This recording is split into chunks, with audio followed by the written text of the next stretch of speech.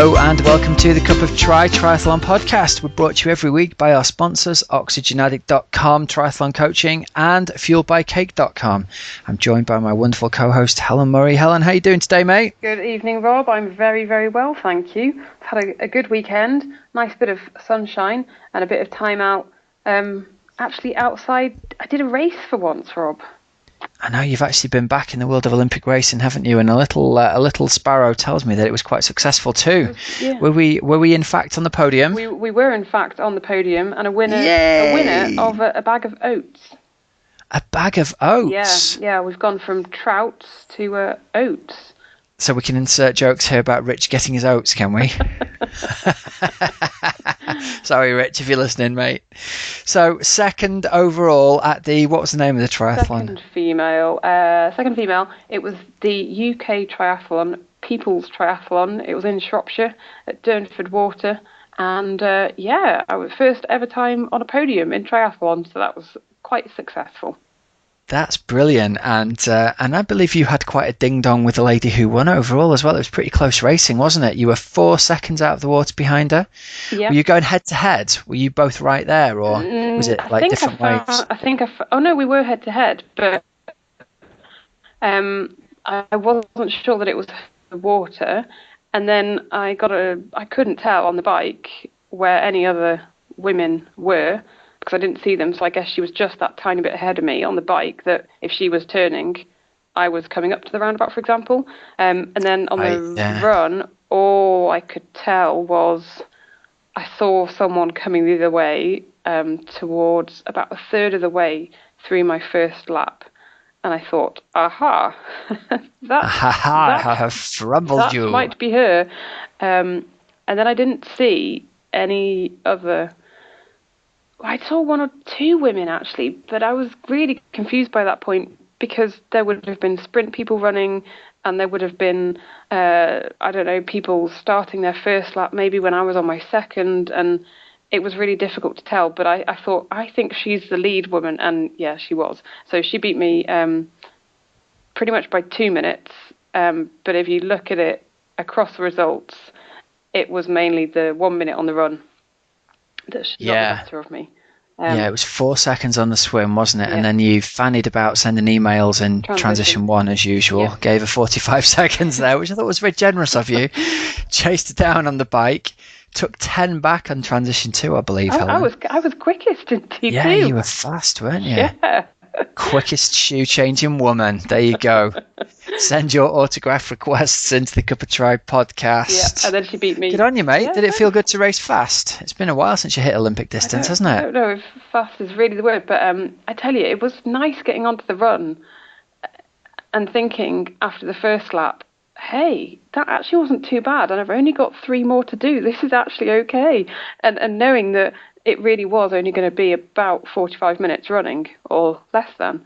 And I quite like that. And the run course was really, really pretty. It was all off-road on grass. And, I love my off-road running, so I really enjoyed that run course. The bike ride, if you like cycling on a trunk road, perfect. One of those, was it? One of those. Quite a few roundabouts. And it's weird. It's the A41, which is a road in Shropshire, which I have driven on so many times, and I would not choose to ride on it.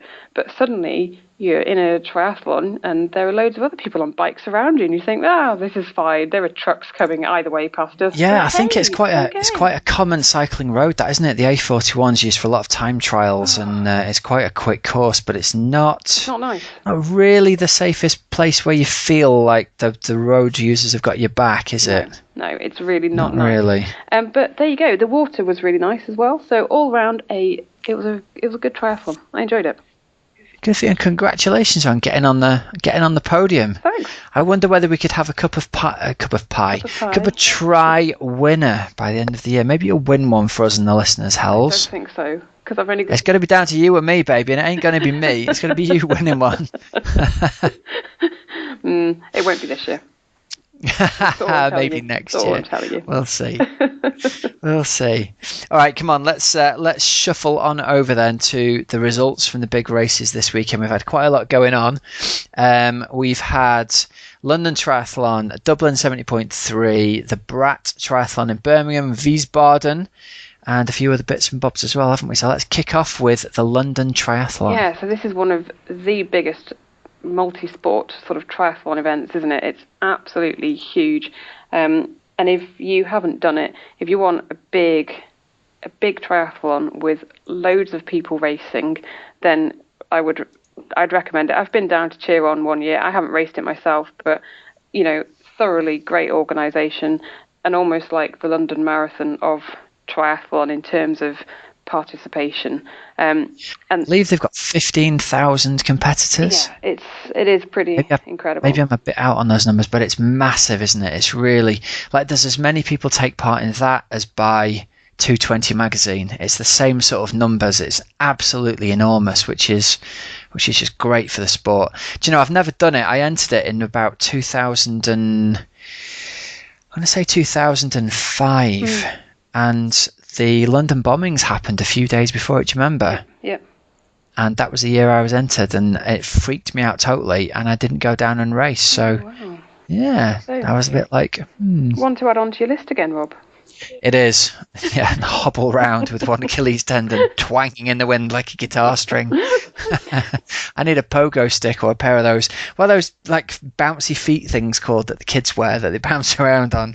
Those like springy... I don't know. I need some of them anyway, or one of them. Just one attached to the foot would do nicely. That'll get you round. Well, the other beauty of it is that they have a complete range of races as well. So they have the elites racing. So we can say the top. Yeah, some of the top. Some good races. Let's go through really the elite finishes here. It was, I guess the big name really is Helen Jenkins, isn't it, in the women's race, taking it out in 1:56 after getting kicked in the mush when she was in Rio at the test event. So she's come back all guns blazing. Yeah. Charlotte Mcshane from Australia in second, and former Emma Pallant. Charlotte Mcshane, under 23 world champion the other year. Good knowledge. Yeah, races ITU, and then Emma Pallant, who was the runner, has switched and is now trained by Stuart Hayes and sort of under the Dillon team. So, some decent competition. But I think so many people will be absolutely delighted to see Helen Jenkins actually getting on the top of that podium, won't they? And hopefully then she can kind of carry on. Good, yeah, big win, big media type win. There's a lot of media attention in it. It'll be in all of the London papers. I think it's one of the races I would race if I was managing pro triathletes. I'd get them down there regardless of whether they were going to win or finish fifth. It's just a good way to get in front of the cameras and do some press, I think, which is overlooked. So she'll do a lot to raise her profile, and who knows whether that will or won't count in the final reckoning for selection for Rio. But good for her, man. In the men's race, tell us about that. So it was won by Peter Kerr, and he won in a time of 1:48.27. Liam Lloyd was just behind him in 1:48.54, and then third place was David Bishop. So again, he did 1:49.20. So some pretty close racing there in the men's race. The race which caught my eye, the results, was the Olympic Plus. Now, this one has got an 80k bike in the middle of it. Still do the 10k run, and the swim, I think, is still... it's still 1500. Now, the reason this one caught my eye is because in the top 15, you have 3 women. First female was Kate Mcneil, who was 8th overall, and then just behind her was Ali Rowett, who was 9th, and then Jane Handsome was 15th. Now, all these 3 women are very, very, very good age groupers. Kate Mcneil this year has gone more into time trialling, and she has collected a medal definitely at the National 25, which for her first year of time trialling, that's awesome. Pretty special, isn't it? She's just been taken on by Drag to Zero. So mention the bike time. That's just blowing my mind. 2:06 for 80k. Now, to put that in perspective, that's 2:06 for 80k.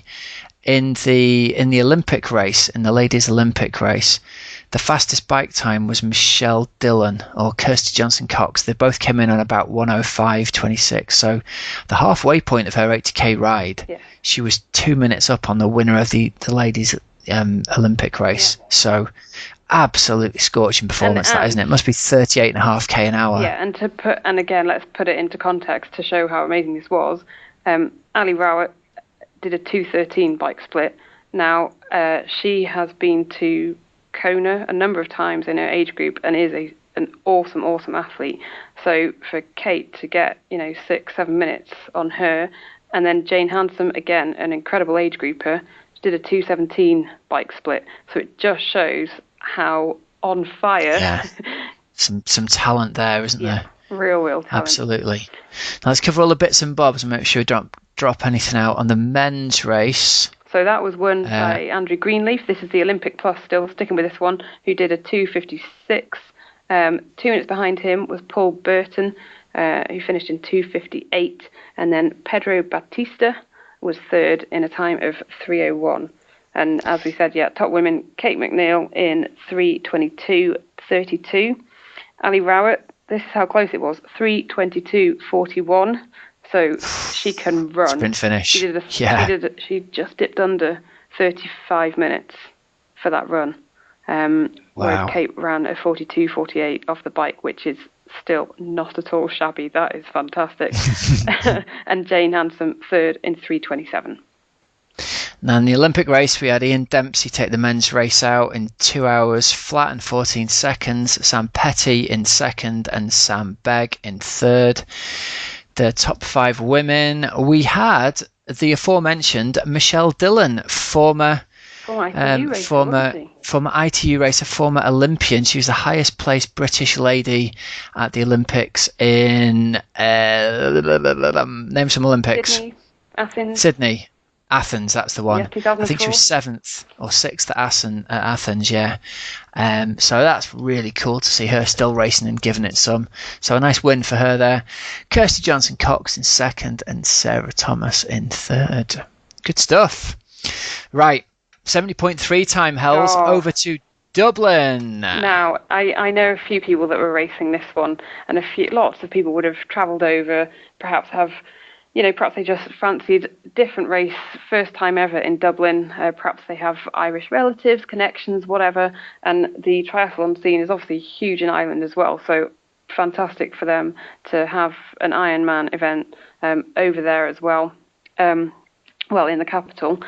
And this one was brilliant. In the men's race, it was won by Denis Chevreau of France, who finished in 4:01.35, and he had a really, really comfortable win because second was Markus Tomschke, who we have mentioned a few times. He's the one who absolutely scorched the bike, didn't he, at Stafforshire? And again, he scorched the bike here. He did a 2:11.59. But mental. Yeah, but managed to then... The guy can ride, man. And then he did a 1:18 run off the back. Yeah, it's pretty decent. Yeah. He's one to watch, man. Yeah. A couple of years of 70.3s, and I'd be impressed if he's not doing something special at Ironman. And third place was Kevin Thornton from Ireland, which is good. Now, worth mentioning, we mentioned him a couple of episodes ago. I got an interview with our pal Chris Standage from over at Chester Tri Club and Total Tri Training. He was 7th overall, won the age group, but he was only a handful of seconds behind 5th. I think there was less than 30 seconds in it between 5th, 6th and 7th overall. So Chris is really knocking on the door of a 5th place pro. Yeah. Racing age group still, and he's over 35, so isn't he having a I'd brilliant love season? It. Yeah, isn't he just? And he said in one of his tweets, I think, let's see if we can hold it together for 3 more weeks until the Worlds. I'd love to see Chris have the races capable of the World Championships and go head to head with the other greatest age group racers in the world, because it'd be brilliant if he can come back with a medal or even a gold shiny one. No pressure there, Chris, mate. No pressure at all. The curse of the cup of Tri is upon you. Oh no, don't say that. But Good for him. Over in the ladies' race, Hells, who took this one out? It was won by Susie Cheetham, which is fantastic because she's had so many seconds, hasn't she, and thirds. But she actually got the win in Dublin, and she had a comfortable win here. It was 4:27. And second was Sam Warner in 4:34, and then Sonia Tajis was third in 4:38. We should mention Nikki Bartlett as well, who we interviewed, our first ever interviewee. She was fifth pro. She did a 4:41 with a really good run. She did a 1:25 run. Good running, isn't it? To bring her into fifth. So that's fantastic. That's good, man. Only 3 minutes off the third place there. It'd be great to see Nikki manage to get a podium sometime this year, wouldn't it, in one of these big races? Yeah. And I think she will. I think so too. And chapeau to Susie Cheetham for putting 7 minutes into Sam Warner. That's an impressive performance. And Susie, we know that you occasionally listen. The photograph of you on Try 24/7. Have you seen this? There's a picture of her holding what looks like it's got to be 10 pints of Guinness, hasn't it? In a pot with a look on her face that just says, "Oh my God, don't do it." She could jump in that. She could do laps in that pint of Guinness. It's absolutely huge. But it would be. Can you imagine how heavy that would be to be? Yeah, it must weigh 10 kilos, mustn't it? Yeah, and it would be so. There literally has got to be. There's literally got to be 5 litres of beer in that pot. Lots, I think. It's like the kind of thing that kids roll across a campsite to fill the water up for the caravan, isn't it? It would be a good souvenir, though, wouldn't it? Yeah, and the thing is, someone's going to pour it over your head and you're just going to stink. It's bad enough anyway, isn't it? But imagine trying to shower out 10 litres of Guinness out of you. Oh. She'll have healthy hair, though. Yeah, exactly. Shiny, won't it? Lots of nutrients. Speaking of healthy hair, Tim Don took out 70.3 Ecuador, so another win for Tim there. That must be... God, is that win number 4 or number 5 at 70.3 for him this year? He definitely won in Mexico, didn't he? Definitely won in Brazil. So did he have one more? Yeah, I think you're right. Does he spend a lot of time down that way? Does he live in? Well, he lives in Boulder. Down south. It's hardly down that way, is it? That's still an 8-hour flight or something. Yeah. But I guess you would stick to the Americas rather than. Yeah, I suppose so. Yeah. Well, good for him, man. That's another great result there. Yep. His team's sponsored, isn't it, by a Brazilian... The Coca-Cola thing. It's all linked up to ahead of Rio, maybe isn't he's it? doing it. Yeah, maybe he's doing a lot of races in Latin America to raise the profile, maybe. Yeah, interesting stuff. Right, kicking on over. Wiesbaden 70.3. Have I said that correctly, Hills? Ich nicht spreche Deutsch. I don't I don't know. To you. That might even be wrong. I really don't speak German, but it sounds good. It certainly does, doesn't it? You know, somebody complimented me the other day on all the preparation and correct pronunciations that we do on this show, and I said it is most certainly only an error. we can claim no preparation nor good pronunciation, but I think you perhaps could get the prize for that. So well done. Oh, thank you. I kind of hope that a degree in languages, not German, might help me. Right. So you tell me how many points and all this was this race worth, because it was a biggie, wasn't it? Do you know that off the top of your head? I know it off the top of my head, but don't know. Because we interviewed Caroline last week and she was talking about going over here because there were loads of points available because it's the European Championships. I think it's one of the, if not the highest scoring 70.3s, and she was desperately chasing 7th place, I think she said, to get enough points to get her to the magic number that she thinks will get her to Kona. And unfortunately she didn't quite get there. She placed 11th, so an agonizing kind of 4 places short, and really she was 6 minutes away from what she needed, so hardly anything at all.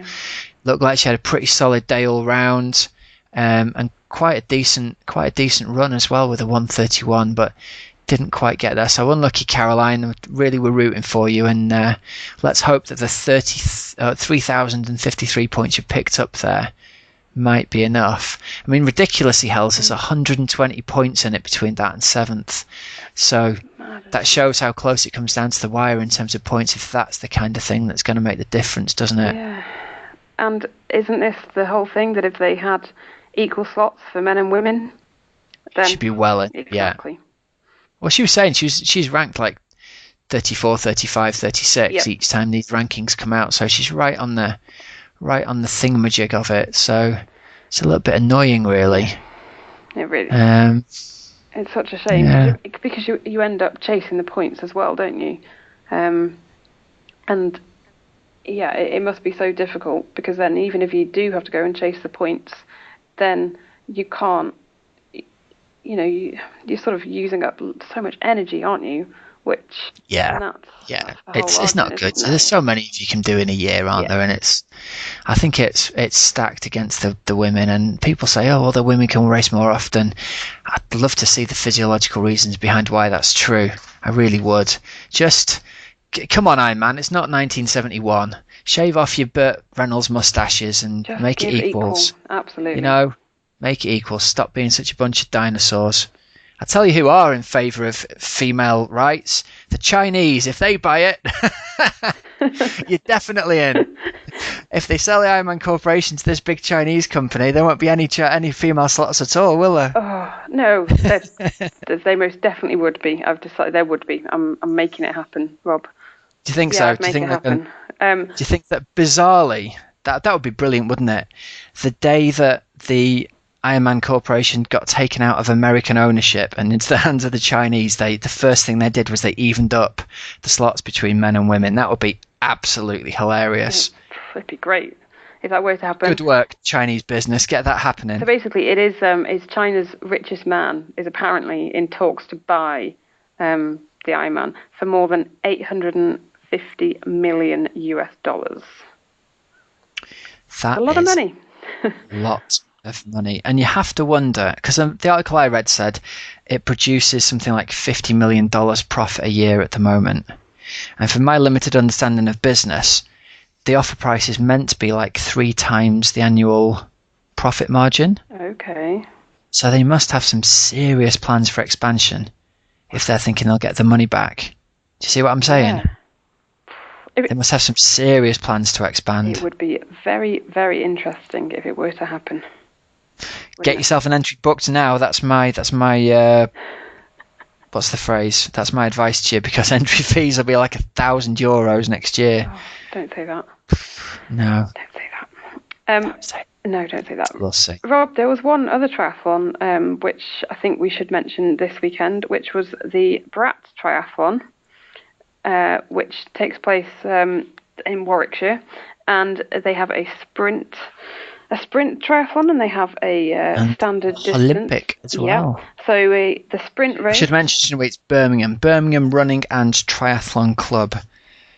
Yeah, and so the sprint race was won by Jack Peasgood, who is one of the para triathlon guides for the GB para triathlon team. So he won. He was awesome. 4 minutes clear. 1:03 he did for the sprint. Alex Lawton won the standard race from Torque again. So another great result for him in 1:51. And hang on a second. 1:51. 1:51. That's unreal. According to the results there, standard results, he did a 21-minute swim, a 56-minute bike, and then he ran a 32:44 off the bike. A 1:51 in a non-drafting race, Helen. That's swift, isn't it? That's about as fast as the winner did at London in a drafting race. Oh my God. Alex, you're on fire. You win our Superman of the Week award. You and Chris Standage can share it. That is Scorchio. 56 minutes and 32:44. That kid can shift, can't he? Yeah. Yep. I hope they're sending him some serious packets of Torque rhubarb and custard flavoured gel through. Yeah, I think. But there better be a win bonus on for that, because that's honestly, get on your tweet bots now and start tweeting about Alex Lawton. That is amazing. It's not often I'm lost for the words, mate, is it? No. He got in touch with us and he said, great weather, support, and a nice little training race.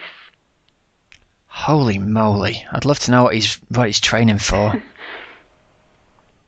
That is nuts. Absolutely Richard Follett took out second place, and again, fair play to him. 1:56 there.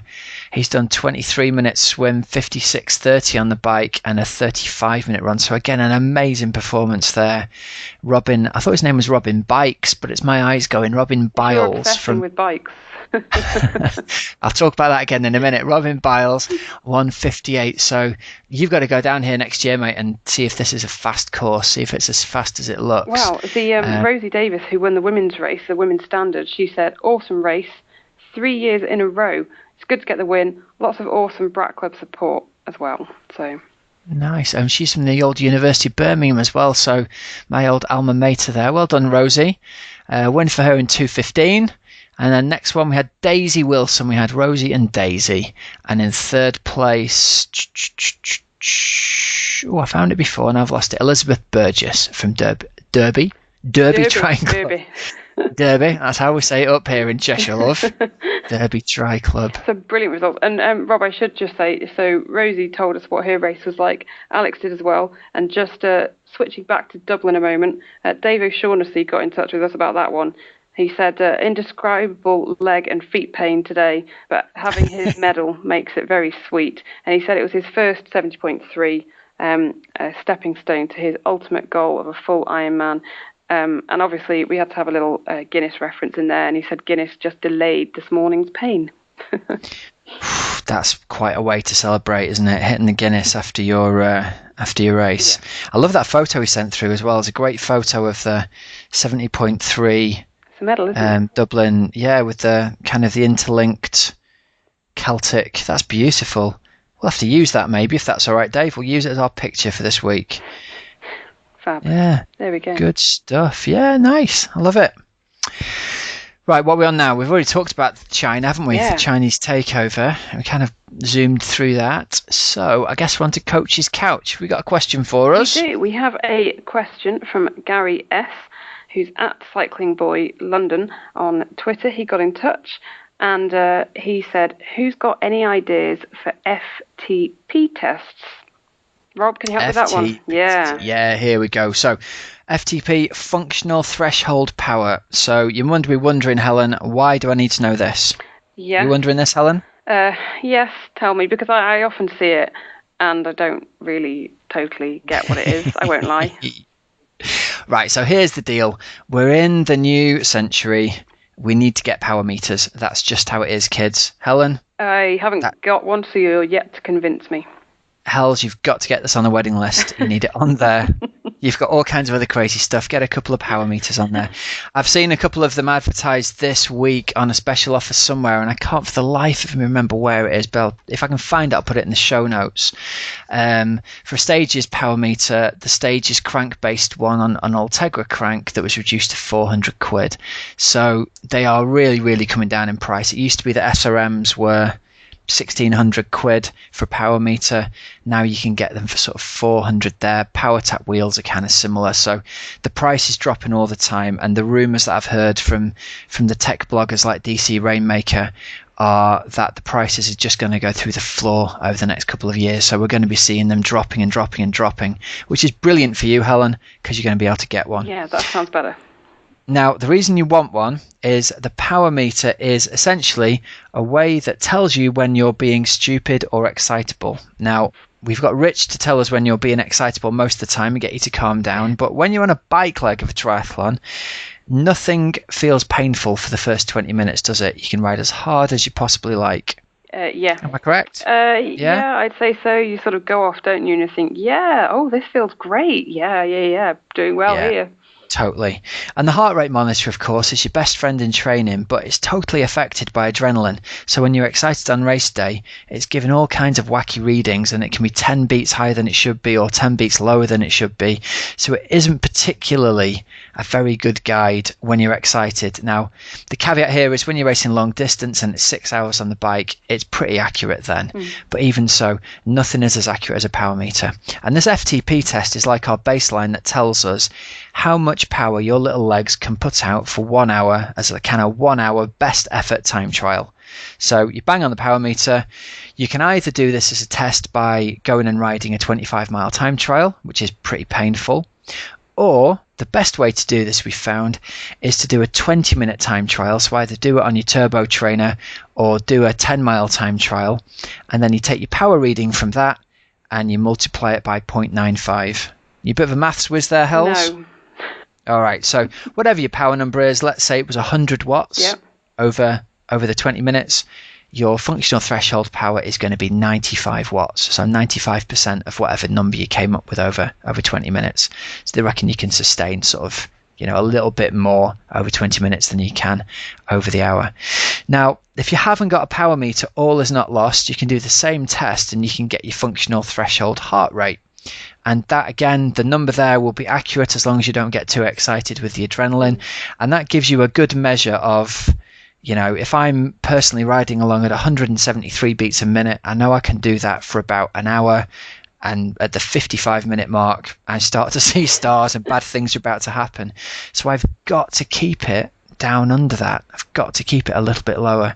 And the weird thing is, in a race situation, it's really easy to go above it by quite a lot. Like 10 beats a minute above it. But in training, is a lot of that down to adrenaline? Part of it's down to adrenaline, but the key factor of it is the adrenaline has the double effect. It raises your heart rate, but it also numbs your body to pain, that old fight and flight mechanism. So you literally don't feel the pain that you're in. So if I stuck you in the turbo in a winter's night in the garage, you're going to feel like that functional threshold test is really hard. If you're chasing down that girl at the race at the weekend, it's going to feel like nothing at all. And you can push for 20 minutes really, really hard and blow your legs apart and completely destroy your race. So really, the answer to this question is the best way we found of doing this testing and training is to do a 20-minute test, and you take 95% of that functional threshold power. Or if you're doing it as a test just using heart rate, then look at the last 15 minutes of your 20-minute bike test. Because what you'll kind of see is your heart rate rises for the first 5 minutes and then it kind of levels out. So the average of the last 15 minutes or so is pretty much on the money, as accurate as you need to be anyway. And I was going to ask if you have a hilly, let's say you're preparing for a race, you're training for a race, whatever, and you know that it's going to be a hilly bike course, is that going to affect the power that you can put out? So how does... Yeah, good question. Yeah, absolutely. So the same thing holds true. You can obviously ride above that magic number for a short period of time. And every time you do it, it's worth... Joe Friel's got this brilliant analogy that still gets used to this day. He calls it burning matches. And it's like imagining you've got a box of matches with you. And every time you put your power up above the functional threshold level, you burn one of the matches in your packet. And you've only got so many matches. And you can either burn them evenly across that whole hour, or you can spark 2 or 3 or 4 at once by doing the kind of Alberto Contador style attack up the hill to get away from somebody. And that has an exponentially higher energetic cost and a much greater effect on the amount of lactic acid that gets produced in your muscles as well. So if you go a bit harder going up hills, then you are going to have to recover on the downhills. That being said, you often can do, right? So you can go a bit harder on the uphills knowing that you can freewheel for a bit and recover on the downhills, because let's say you climb for 20 minutes and you descend for 8 of them, you could pretty much freewheel on the downhill. And so obviously your body's recovering and you're going to be able to put out more power overall that way. Interesting. So basically, Hels, what's going to happen is you buy a power meter, you get a Garmin, you don't spend any time for the next year looking at the beautiful surroundings. You spend a lot of it squinting at that little 4-inch bit of glass telling you whether you're going too high or not, too hard or not. And just get used to it. Just get used to it.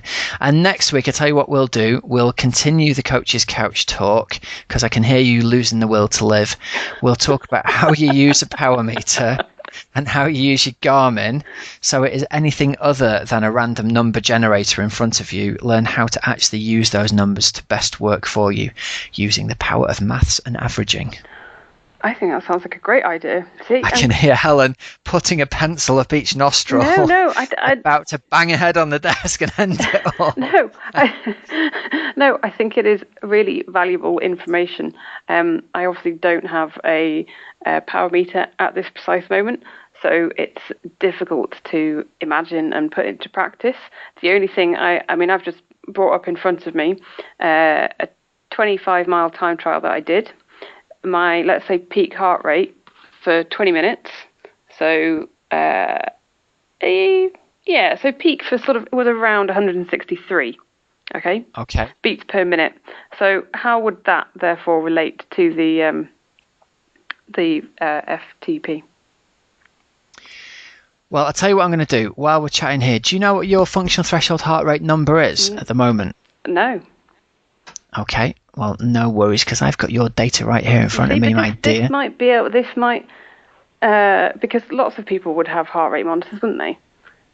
Absolutely. So then it might actually. It's almost like a maths class, isn't it? Here you go. Here are some figures, and you can actually work it out. Yeah, totally. So you, unfortunately, Hels, I haven't got your numbers here because you haven't uploaded it into your Training Peaks account. Great radio. Right, but what I can tell you is from the last test that we did, let's see here, through the power of Training Peaks, I'll call up your training zones here in front of us. Right, so bike heart rate. According to the last test that you did, your threshold heart rate is 160 beats a minute. Now, what were the numbers you were seeing in front of you there? 163. And how long was that over? So a peak for 60 minutes of 162. Fantastic. So what that tells us is that in a race situation, you're actually able to push yourself a little bit harder than that 20-minute test predicted. So from the 20-minute test that you last did with us, the average of that last 15 minutes would have been 160 beats a minute, and that was our prediction of your functional threshold heart rate. Over the actual hour of the race there, you've held 163.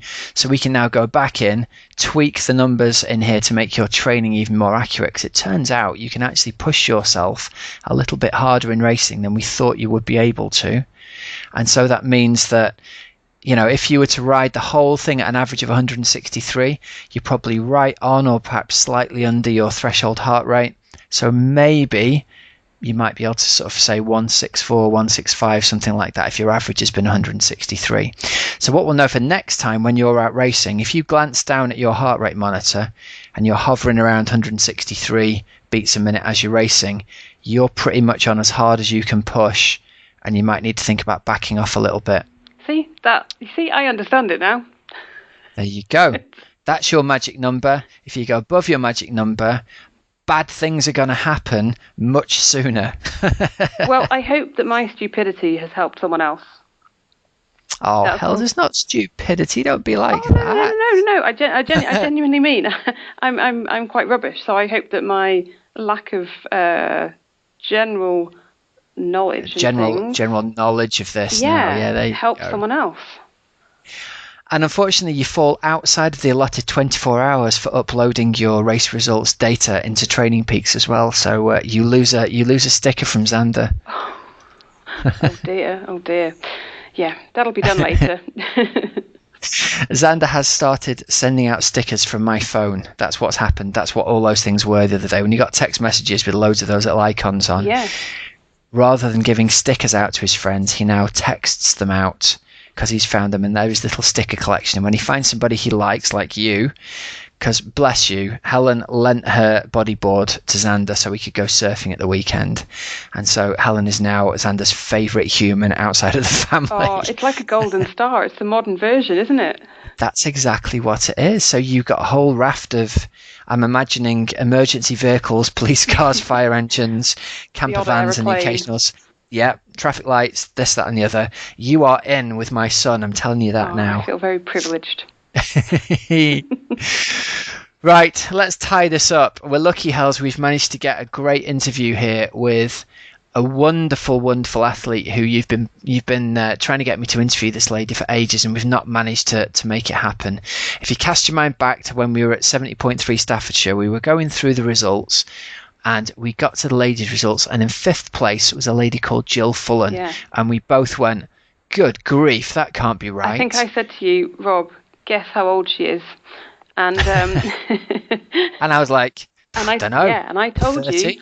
you she was in a couple of age groups above that, and still managed an absolutely incredible result. And I'm not going to spoil the interview at all, but essentially she's a legend. Wow. She's an absolute. She is the female Dave Clamp. That's what she is. She is getting better. If anyone out there is thinking, your physical ability is on the decline, Gill Fullen is the best example of somebody who proves that you can continue to get better and better and better as you age. She's now just aged up into the 50 plus age category, and she's still year on year getting faster at both biking, running, swimming and triathlon as an overall sport. I'll go through some of the stats in the interview, but I was quite boggled when she sent me to the Bedford Harriers website. That's got a really great list of all her results on. So in fact, heads up to Bedford Harriers. That's a really good website. So yeah, absolute legend. We'll turn you over now to our interview with Gill Fullen.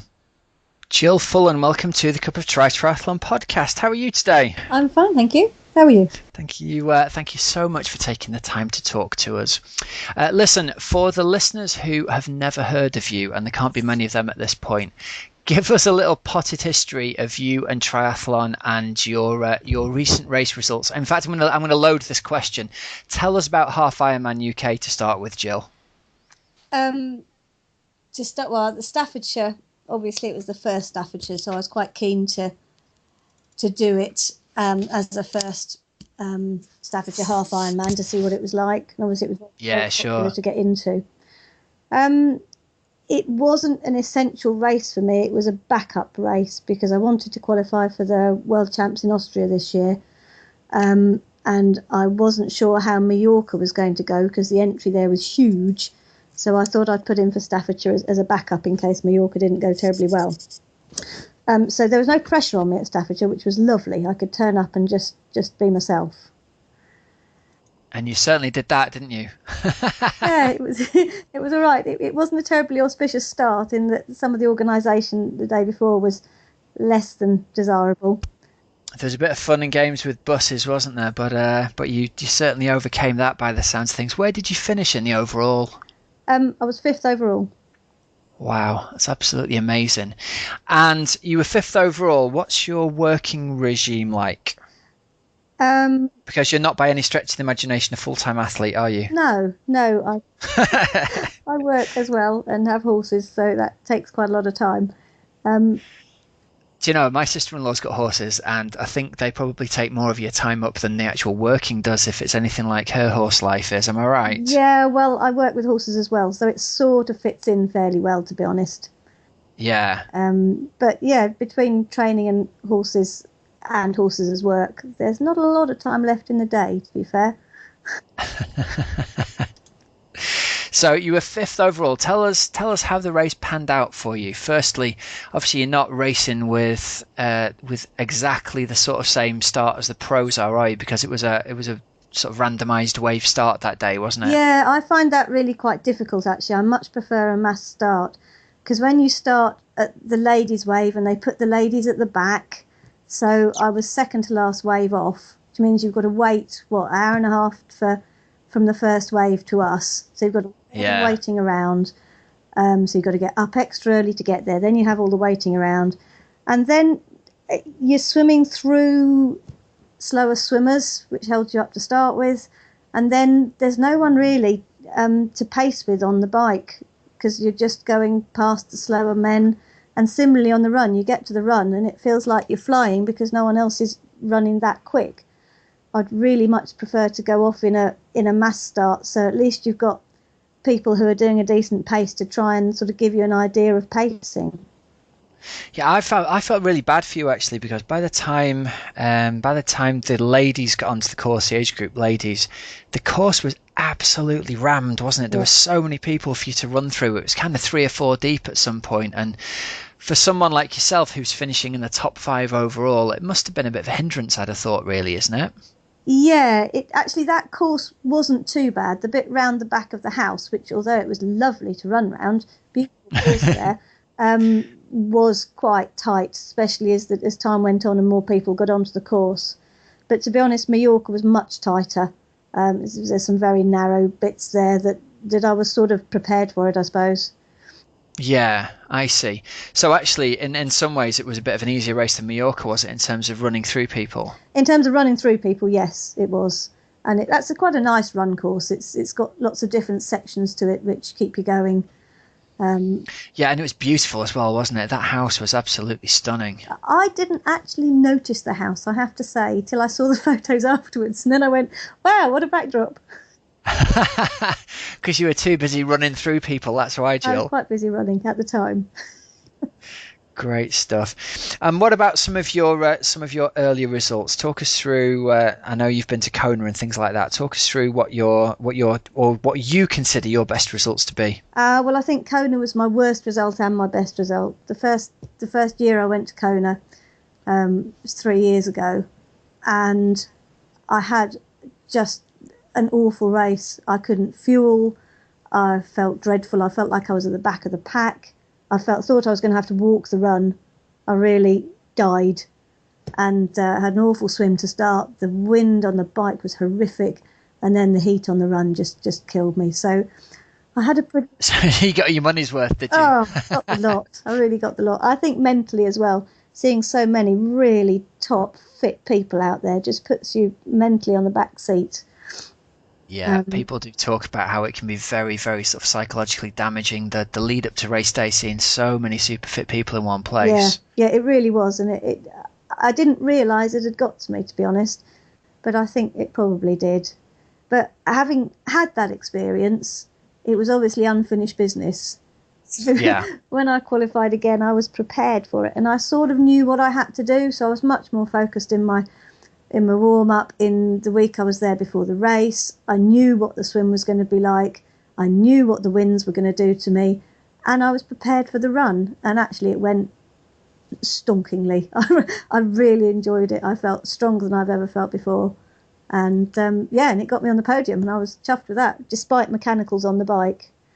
Wow. What place were you in overall? I came fifth, which gets you a podium at Kona, which is right nice. That's fantastic. Yeah, fifth at the World Championships is absolutely incredible, especially when you contrast that against your first experience there and really having the horror show experience. Absolutely.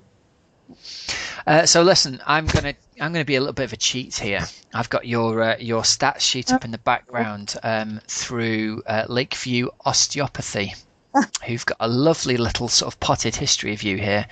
So my osteopath is my biggest fan. She's fantastic. I'm all in favour of giving the props to the people who've helped you do this, because it sounds like you've had more than your fair share of injuries along the way, and if she's holding you together, people are out there looking for a good osteopath, then let's talk her up as well.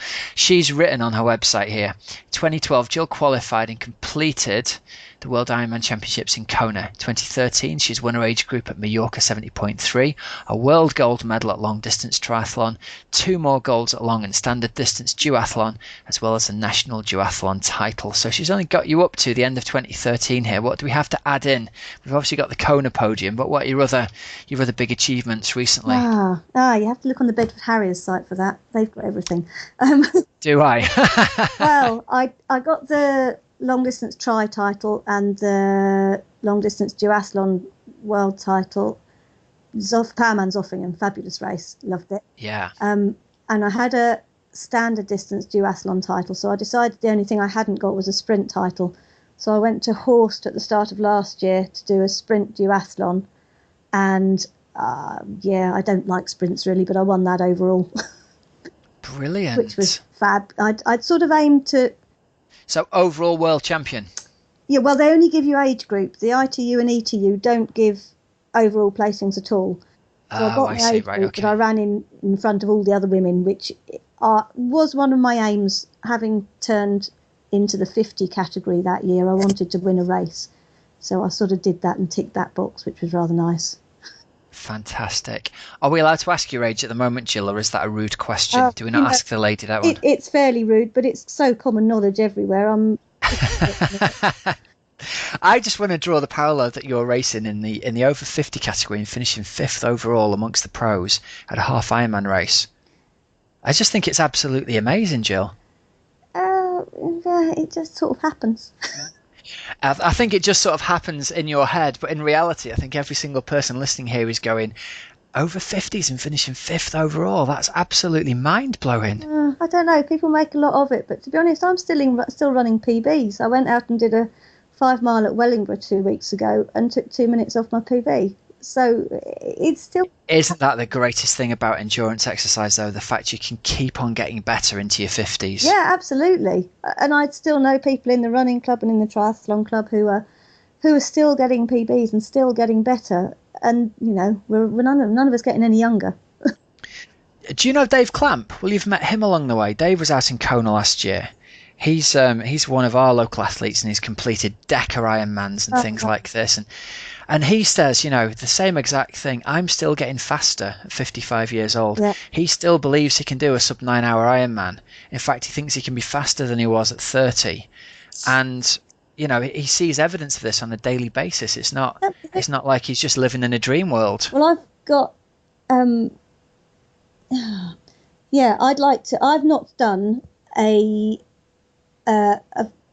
I'm not going to say easy, because no Ironman is easy. But I've not done a very straightforward Ironman course yet. They've all got lots of hills and been tricky ones. Yeah. So actually next year what I'd really like to do is go and whack out a really good time over Ironman. And really, really show people what you can do. Well, not what I can do, but what is possible, what anyone can do if they put their minds to it. It is a slightly frustrating sport in that you can have an amazing performance on a difficult course and that overall number doesn't really represent how well you've gone. Whereas if you, as you said, you raced, let's say Germany or Roth or Austria on one of the scorchingly fast courses, and that number then would really represent something in people's minds in a way that it doesn't if you've raced, you know, a Mallorca or a UK or something like that. Yeah, you take Wimbledon and you're never going to be fast. It's a tough course. Yeah, absolutely. Well, you must have finished, let's see, your Ironman UK Bolton time in 2014 was 11:05. That must have put you pretty close to the top 100 overall, didn't it? Yeah, I think it did. I can't remember, to be honest, but yeah, I'm usually fairly well up the top.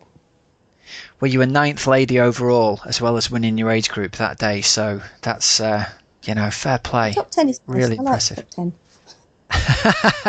Yeah, absolutely. So listen, I would love to pick your brains if that would be possible. And firstly, the amount of training that you do and the specifics of the training that you do and how you fit that in around your extremely busy working life and the horses and everything. So first up, how many times a week do you train? In each of the sports, let's say. Me out now, because I would tell everybody that you need a rest day. But I find it so difficult to fit everything in and maintain a rest day. So I have to admit that I do swim on my rest day. Yeah, I'm exactly the same. I'm right there with you. It's so hard to fit everything in, isn't it? And you tell yourself it's a recovery session. Yeah. And then you whack out 20 hundreds. Yeah. Yeah, that's it. So, but no, the number of times that you end up actually doing a recovery swim rather than something with some solid 20 minutes of threshold in is pretty few and far between, I reckon. It's hard to balance it all out. So go on then. Sorry, how many times a week do you swim? I swim 4 to 5 times a week. 4 to 5 times a week, okay. But I'm not, and then biking? Biking I'll do 1, 2, 3, 4 sessions. Okay. And then how about runs? 1, 2, 3 to 4. But I mean, some of the biking and running is brick sessions. Yeah, sure. Okay. And specifics of things like hours you spend training in a week. Have you got any idea about what your average sort of training week would be in season? How long would you spend out there? Well, out of season, the least I pretty much ever do is 10 hours. Going up for an Ironman, it'll go up to between 18 and 20 hours. And it'll fluctuate in between there according to what I'm doing. Obviously, doing the halves this year, I've not got the long bikes and so forth to put in. Yeah. Although I still like to get some long runs in because I think it gives you good endurance and it takes some weight off. And are you originally from a running background? I'm looking at your running times here, and I'm kind of boggled by the run speed. Is that kind of where you came from originally? Not at all. Really? No, I didn't run till I started doing sprint triathlons. I didn't think I could run. I suspect it's because I've worked for so many years in riding boots and heavy trousers and big coats and things that every time I tried to run, it felt like I was running through mud, which I probably was at some stage. So I didn't think I could run. That was a complete surprise to me, and it still surprises me to this day. And you're still getting faster year on year at your running. Yeah. Which is just amazing, isn't it? I mean, this year you've run at Milton Keynes half marathon 1:22. Yeah. At 10 miles you've run 62:57, and at 10k you've run 37:16. So that's some really blooming fast running, which must have you, if not winning the overall ladies races, certainly being right up there at pretty much every race you go to, right? Yeah. You're so humble, I love it. It's like it's just occurring to you now. Well, it does happen. I mean, I do put some work into it, but I never expect it. And in terms of your cycling then, what would your standard go-to bike session look like? What would your standard bike week look like? Ooh. How would those 4 sessions break down? One is interval session with fairly short intervals. One would obviously be a longer ride. At the minute, they're not horribly long. They're only about 3 hours. Okay. But I'm doing quite a few of them with my bike coach, Simon Gayward, who's been fantastic this year, and he's really pushed my biking on. And then I'll have another interval session pushing the limits, and a brick session somewhere.